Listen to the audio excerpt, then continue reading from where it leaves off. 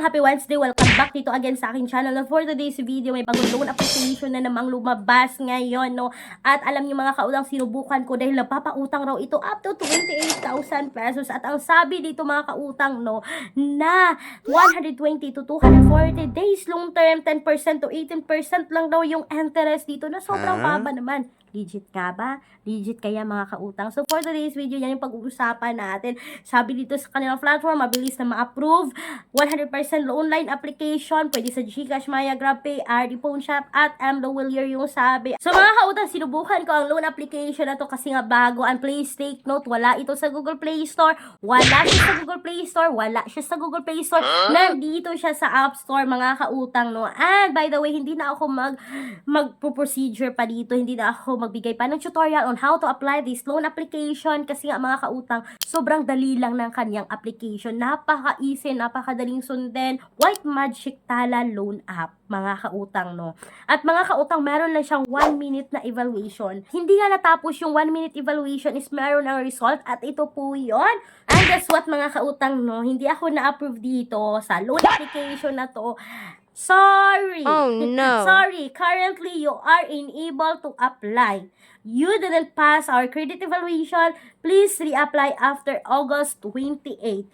Yes mga kautang, ngayon ako nag-apply niyan. It's August 14, 2024. After ng evaluation nila noon, seconds lang yun, hindi ako na-approve. At ito na mga kautang, no? Kasi hindi ako na-approve dito, is naghahanap ako, nagbabasa ako ng mga nakasubok na sa loan app na ito, no? Naghahanap ako dito mga kautang, ito yung sabi. Salamat po, sana mabait mga agent nyo, ang bilis ng approval, salamat. So may na-approve, diba? Kasi na-approve daw siya. Sabi pa isa, waste of time, you just collected my informations, then reject my application. So pareha kami. Sabi pa niya dito, please fix this app. May isa pa, auto-reject. Ito pa yung sabi ng iba mga kautang, beware, scam to. Kukunin lahat ng info mo tapos auto-reject. At ito pa mga kautang, kukunin lang info sabay direct ng reject. Ha, sayang oras. Ano ba to, puro reject? So ito mga kautang, no, makikita nyo sa screen, yan yung mga nagbibigay ng comment na halos makikita natin yung sinasabi nilang auto-reject,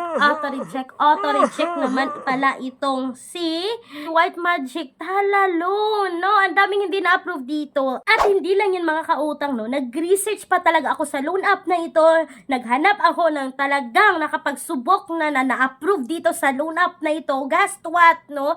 Hindi legit na 28,000 kundi 2,000 lang sa unang hiram. At hindi legit na 120 days kundi 7 days lang mga kautang. At ito pa, sa 2,000, yung ma-receive mo dito is 1,180.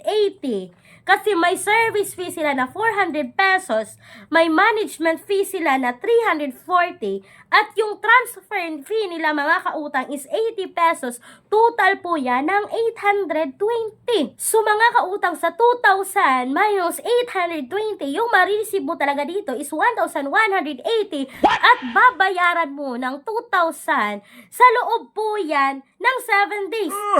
So mga kautang, yan yung mga nakalkal ko, yun yung mga na-research ko about this loan app, no? Kasi hindi ako nakapasa dito at thankful ako mga kautang na hindi ako pumasa sa kanilang evaluation. Kasi nga, ang laki naman ng interest within 7 days.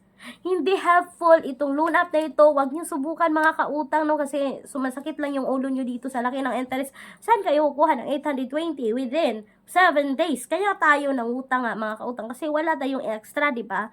So, mababaon lang tayo sa utang ng mga ganitong loan application kaya huwag niyo nang subukan tong loan app na ito. Kulang ang budget. Ang mahal ng mga bilihin. No problem. May solusyon tayo. Gamit ang isang valid ID, makakautang ka na sa loob ng 10 minutes o mas mabilis pa. Mag-apply ng loan kahit anong oras. Kahit gabi o kahit weekends or holiday. Maaaring i-check ang pinned comment sa video na ito, bisitahin ang link at mag-apply na. Kaya nga tayo, di ba, nanonood ng mga ganitong reviews. Kasi naghahanap talaga tayo ng mga legit na loan app. Naghahanap tayo ng mga other ways na pwede tayong umutang. Mga kautang, may mga legit naman na loan app na kaming nasubukan, no? Mga tested ito kasi nga, kahit 10 days lang, ito naman ay 0% interest. May 30 days payable sa unang hiram, pero mababa yung interest, walang deduction. may mga ways pa rin, may mga other alternative pa rin tayo na mga loan app na subok na ng nakararami. At yung mga listahan yan mga kautang, no, ilalagay ko sa description box at sa comment section ng video na ito. Pero hindi ko sinasabi na subukan ninyo. Nasa sa inyong mga kamay pa rin ang desisyon sa pag-utang mga kautang. Pero make sure na alamin nyo lahat ng details para hindi magsisi sa huli at para hindi sumakit yung ulo, para matansya ninyo kung kaya ba ninyo itong bayaran or hindi. Napaka big help na magbabasa tayo, mag-research tayo bago tayo umutang sa kahit anumang loan app. At mga kautang, kung kayo ay employed or self-employed at naghahanap kayo ng legit na utangan talaga, like bank personal loan na nag-o-offer ng 20,000 to 2 million pesos, you can email me mga kautang, clarizaakichenturalizo@gmail.com. But please take note that all applications submitted is subject for bank approvals. So mga kautang, sa video na to, hindi ko masasabing recommended itong loan application na to, na si White Magic Tala Loan. Huwag nyo na subukan mga kautang. And that's all for today's video. This is Clarice, yung number 1 pala utang dahil utang is life. Bye bye bye mga kautang!